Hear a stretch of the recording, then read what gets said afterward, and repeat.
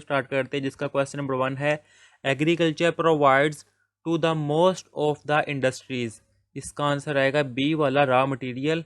Question number 2 इसका answer आएगा D वाला hot and dry. Question number 3 इसका आंसर आएगा ये ए वाला। क्वेश्चन नंबर 4 इसका आंसर आएगा डी वाला। क्वेश्चन नंबर 5 जो से इसका आंसर आएगा ये बी वाला। क्वेश्चन नंबर 6 इसका आंसर आएगा सी वाला।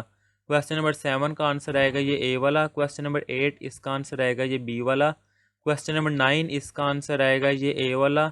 और क्वेश्चन नंबर 10 इसका आंसर आएगा बी वाला। अब आगे इसका सब्जेक्टिव पार्ट यह है क्वेश्चन नंबर 11, क्वेश्चन नंबर 12 और क्वेश्चन नंबर 13। अब उर्दू मीडियम वालों के लिए जो से वो ये देख लेते हैं। सोशल स्टडी का पेपर है 7 क्लास का। सवाल नंबर 1 इसका आंसर आएगा बी वाला खाम माल सवाल था ज़रात ज़्यादातर संतों को फ्राहम करता है। सवाल नंबर 2 इसका आंसर आएगा ये डी वाला गर्म और खुश। क्वेश्चन नंबर 3 इसका आंसर आएगा ए वाला। क्वेश्चन नंबर 4 इसका आंसर आएगा डी वाला फोसल फ्यूज़ का जन्ना। अब आ गया क्वेश्चन नंबर 5 इसका आंसर आएगा बी वाला। क्वेश्चन नंबर 6 इसका आंसर आएगा सी वाला। क्वेश्चन नंबर 7 का आंसर आएगा ए वाला। क्वेश्चन नंबर 8 इसका आंसर आएगा बी वाला बहादुर शाह जफ़र।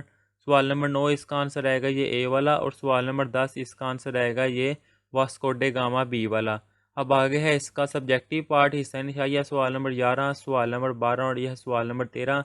इनके आंसर जोन से है वो ये लिखे हुए हैं आपके सामने। ये इस लेफ्ट साइड पे इंग्लिश मीडियम वालों के लिए है क्वेश्चन, और ये राइट साइड है यहाँ पे क्वेश्चन है उर्दू मीडियम वालों के लिए। और जो उर्दू मीडियम वाले हैं इनका आंसर जोन से है यहाँ से स्टार्ट होगा और यहाँ तक आएगा। और इंग्लिश मीडियम वालों के लिए यहाँ से इसका आंसर स्टार्ट होकर यहाँ तक आएगा। अब आगे इसका बी वाला पार्ट जोन सा है वो इंग्लिश मीडियम वाले जोन से हैं। यहाँ से नहीं, सॉरी यहाँ से नहीं, यहाँ से स्टार्ट होगा। मॉडल आंसर यहाँ से लेकर ग्राम एक्सेट्रा। और उर्दू मीडियम वाले जोन से इनका आंसर स्टार्ट होगा यहाँ से लेकर यहाँ तक। अब आगे है क्वेश्चन नंबर 12। ये आंसर है इंग्लिश मीडियम का और ये जो सा आंसर है ये उर्दू मीडियम का।